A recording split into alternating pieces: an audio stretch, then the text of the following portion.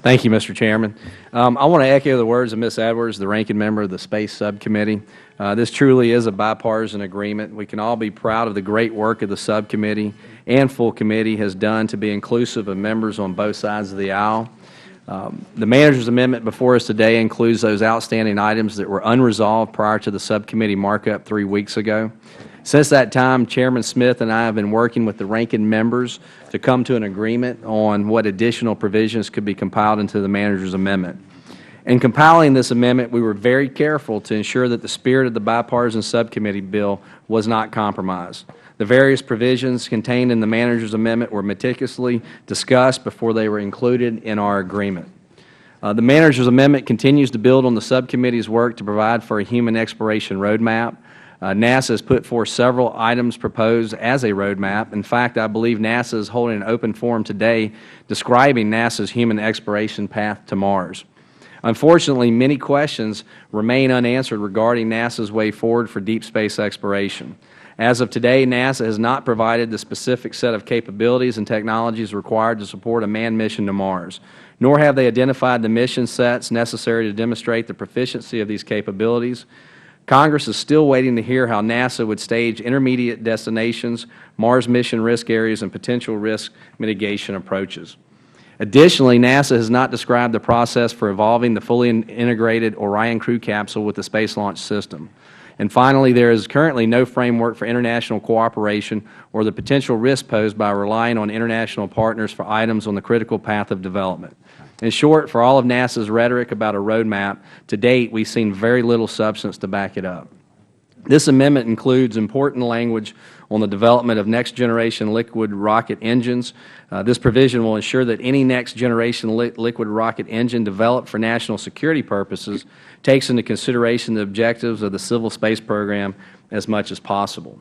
The United States already has a diverse portfolio of engines that reduce risk and ensures access to space. This language will provide for greater coordination on any new development so that it will meet both national security and civil space needs. While the base bill includes a section on relief from new onerous termination liability requirements, this amendment includes a provision to ensure timely notification to Congress should the administration plan to cancel a program covered by the bill.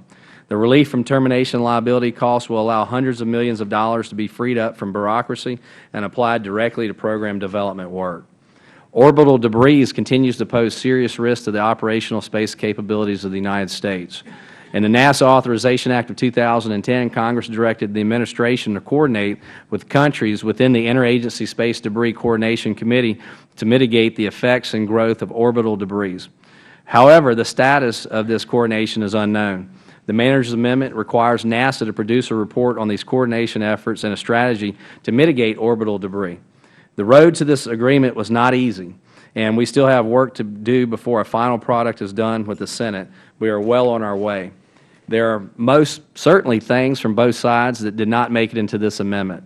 I know that I would have preferred a little bit more direction in the exploration sections and more oversight of the progress of SLS Orion development to make sure the administration is on track. And with that, I would like to once again, for the third time, thank Chairman Smith, Ms. Edwards, and Ms. Johnson for their efforts in pulling together this agreement, as well as all of our staff who labored over this bill.